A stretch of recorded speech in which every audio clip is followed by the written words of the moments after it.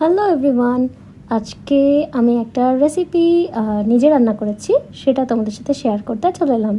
তো আজকে প্রথমে আমি পটল চিংড়ি করার জন্য আলু পটলটাকে একটুখানি ভেজে নিয়ে তুলে নিয়েছি। তারপর তেলে লঙ্কা ফোড়ন দিয়ে আদা জিরে বাটা একসাথে একটু পেস্ট করে নিয়েছিলাম, সেটা তেলে কষিয়ে নিলাম।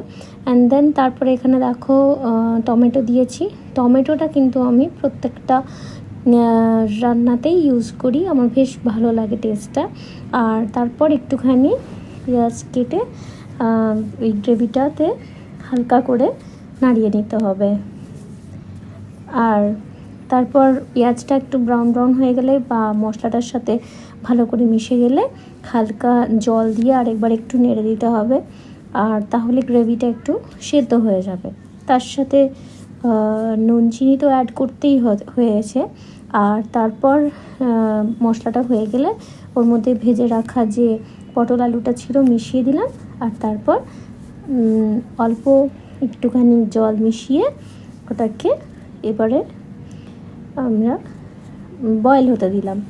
এরপর এদিকে আরেকটা সাইডে আমি চিংড়িটাকে একটুখানি ভেজে নিয়ে, চিংড়িটা অবশ্য নুন হলুদ মাখানো ছিল, সেটাকে ভেজে নিয়ে ভাজা হয়ে গেলে এই আলু পটলের তরকারির সাথে মিশিয়ে দেওয়া।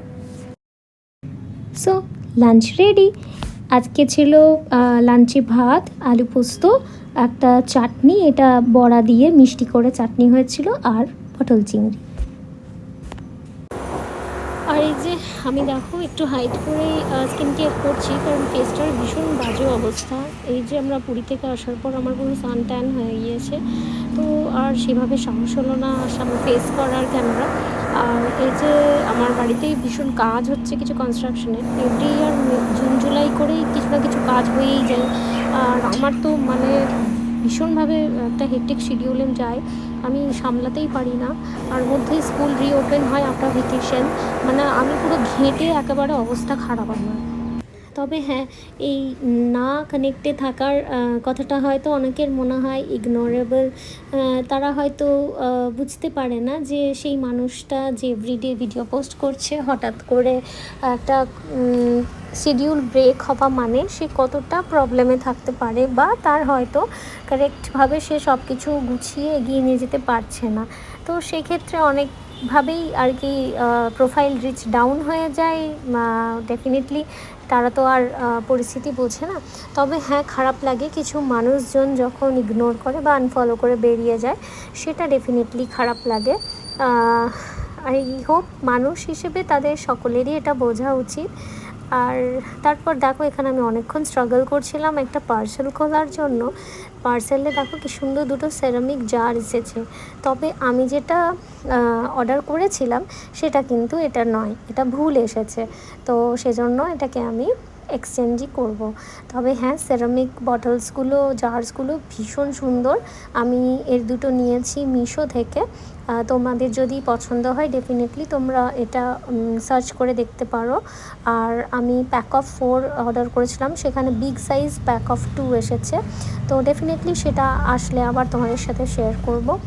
আর এখানে আমি তাও দেখলাম জারগুলো দেখি যে কীরকম লুক আসছে, আর সেটাই তোমাদের সাথে শেয়ারও করলাম। বেশ সুন্দর ছিল জারগুলো দেখতে, কিন্তু এতটা বিগ সাইজ কিন্তু রিস্কি এভরিডে কিচেনে ইউজ করার জন্য।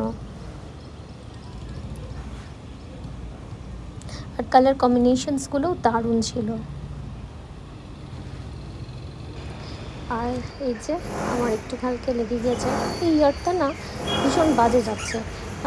2024 থেকেই আমার কিছু না কিছু লাগছে, কিছু হচ্ছে, স্কিন প্রবলেম তো আমি ফেস করছি। আর এই যে আজকের মতো ভিডিওটা এতটাই।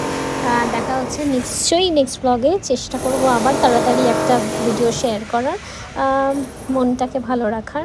আর তোমরাও ভালো থেকো, সুস্থ থেকো। টাটা।